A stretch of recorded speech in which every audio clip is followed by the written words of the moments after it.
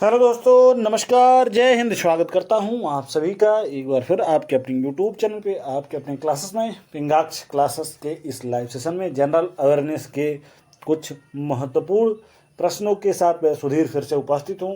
तो दोस्तों, इस सेशन को स्टार्ट करेंगे, इस प्रश्न सेट को स्टार्ट करेंगे उससे पहले आपसे रिक्वेस्ट करूंगा, आप चैनल पर पहली बार हैं तो चैनल को सब्सक्राइब कर लीजिएगा, बेल आइकन को प्रेस कर दीजिएगा ताकि सबसे पहले नोटिफिकेशन आपको मिल सके। और ये सेशन पसंद आएगा तो लाइक करना, कमेंट करना, शेयर करना ना भूलें। 15 प्रश्नों का ये सेट है, 12 प्लस अगर सही करते तो आपकी तैयारी बिल्कुल सही जा रही है। तो चलिए सेशन को स्टार्ट करेंगे आज के दिन के 15 प्रश्नों के इस जीए के यानी कि जनरल अवेयरनेस के सेट को। स्टैटिक जी के for army Agniveer aspirants, army और अग्निवीर एस्पिरेंट्स के लिए पहला प्रश्न है, भारत में राष्ट्रीय आय का आकलन सबसे पहले किसने किया था?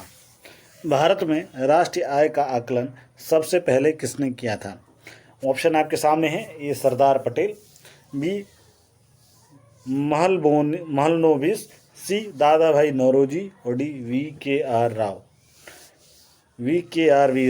सही आंसर है ऑप्शन सी, दादा भाई नौरोजी, बिल्कुल करेक्ट है। भारत में राष्ट्रीय आय का आकलन सबसे पहले इनके द्वारा किया गया था।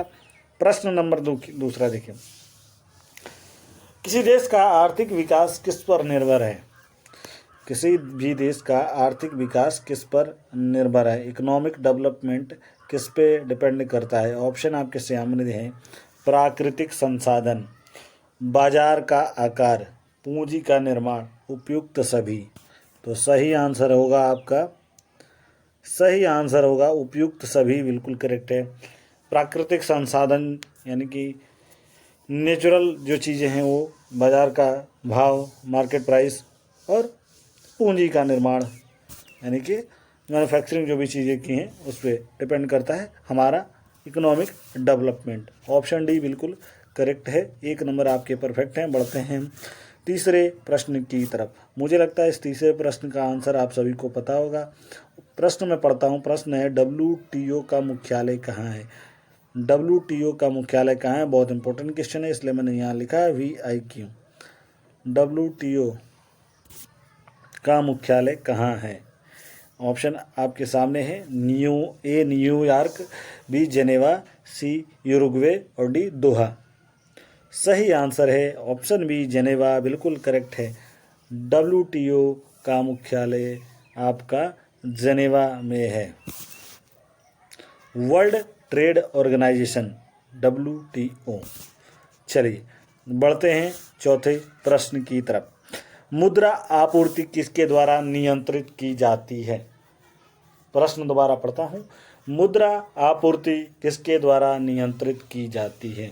ऑप्शन ए वित्त आयोग, बी योजना आयोग, सी व्यापारिक बैंक और डी भारतीय रिजर्व बैंक। सही आंसर है आपका ऑप्शन डी भारतीय रिजर्व बैंक RBI।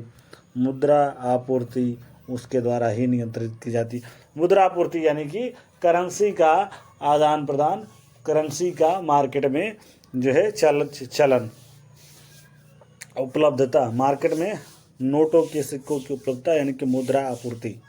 चलिए बढ़ते हैं हम पांचवें प्रश्न की तरफ।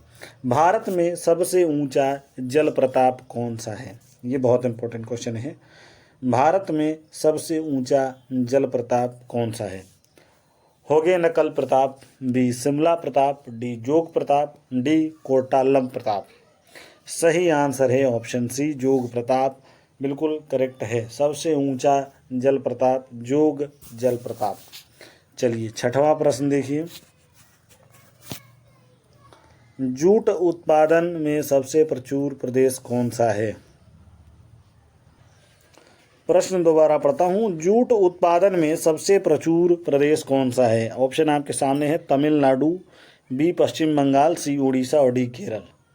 ए तमिलनाडु, बी पश्चिम बंगाल, सी उड़ीसा और डी केरल।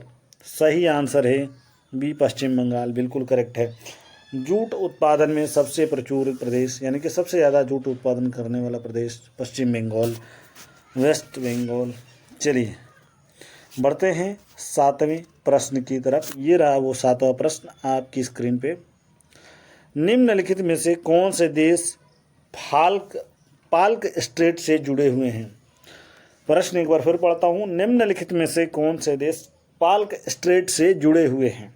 ऑप्शन देखिए, ए पाकिस्तान एवं चीन, बी भारत एवं श्रीलंका, सी उत्तर कोरिया एवं दक्षिणी कोरिया, डी ब्रिटेन एवं फ्रांस। सही आंसर है ऑप्शन बी, भारत और श्रीलंका।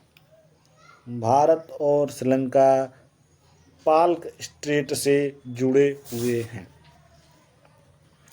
चलिए 8वें प्रश्न की तरफ बढ़ेंगे। ये रहा वो 8वां प्रश्न आपकी स्क्रीन पे। भारत में किस राज्य को चावल का कटोरा कहा जाता है? भारत में किस राज्य को चावल का कटोरा कहा जाता है? ऑप्शन देखिए, ए तमिलनाडु, बी आंध्र प्रदेश, सी कर्नाटक और डी केरल। सही आंसर है आपका, सही उत्तर है बी आंध्र प्रदेश, बिल्कुल करेक्ट है। 1 नंबर आपके बनते हैं। बढ़ते हैं हम 9th नंबर यानी कि 9वें नंबर के प्रश्न पे। पहली बार परमाणु बम कहाँ फेंका गया? देखिए प्रश्न आपके सामने है। Nagasaki, B Hong Kong, C Tokyo, D Hiroshima. मुझे लगता है आप सभी को इसका आंसर पता होगा। कमेंट बॉक्स में आंसर जरूर करिएगा। वीडियो को पॉज कर सकते हैं, कमेंट जरूर करिएगा, फिर आप अपना आंसर मैच करिएगा। प्रश्न मैं दोबारा पढ़ देता हूँ। परमाणु बम पहली बार परमाणु बम कहाँ फेंका गया था? सही आंसर है आपका ऑप्शन डी हिरोशिमा। बचपन में हम पढ़ते आ रहे हैं ना, हिरोशिमा और नागासाकी में परमाणु बम का इस्तेमाल हुआ था। तो सबसे पहले कहाँ हुआ था? तो हिरोशिमा। ऑप्शन डी बिल्कुल करेक्ट है और बहुत इंपॉर्टेंट ये क्वेश्चन है, इसलिए मैंने लिखा है VIQ।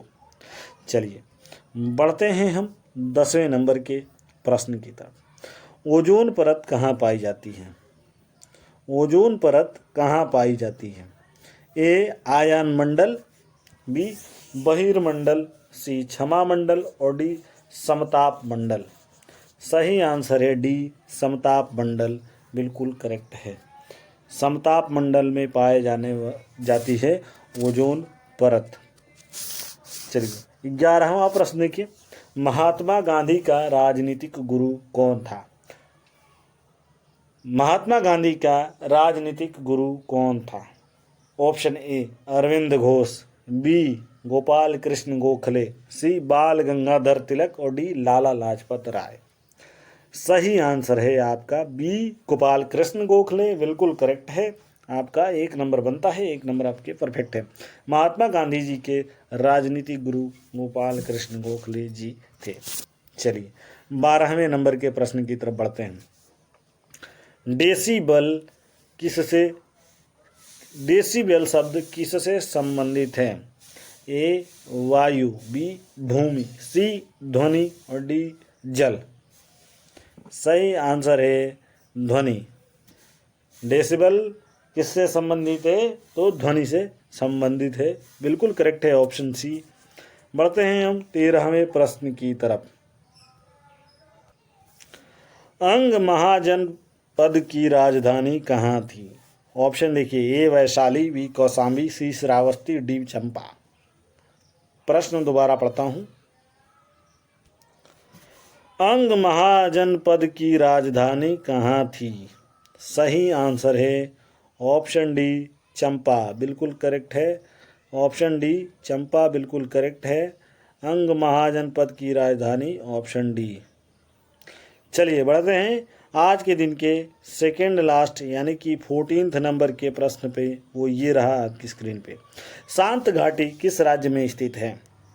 शांत घाटी किस राज्य में स्थित है? ए असम, बी केरल, सी अरुणाचल प्रदेश और डी तमिलनाडु। सही आंसर है ऑप्शन बी केरल, बिल्कुल करेक्ट है। शांत घाटी किस राज्य में स्थित है? तो सही आंसर है बी केरल में स्थित है। चलिए आज के दिन का 15वां और आखिरी प्रश्न आपकी स्क्रीन पे ये रहा। सुनामी का मुख्य कारण क्या है?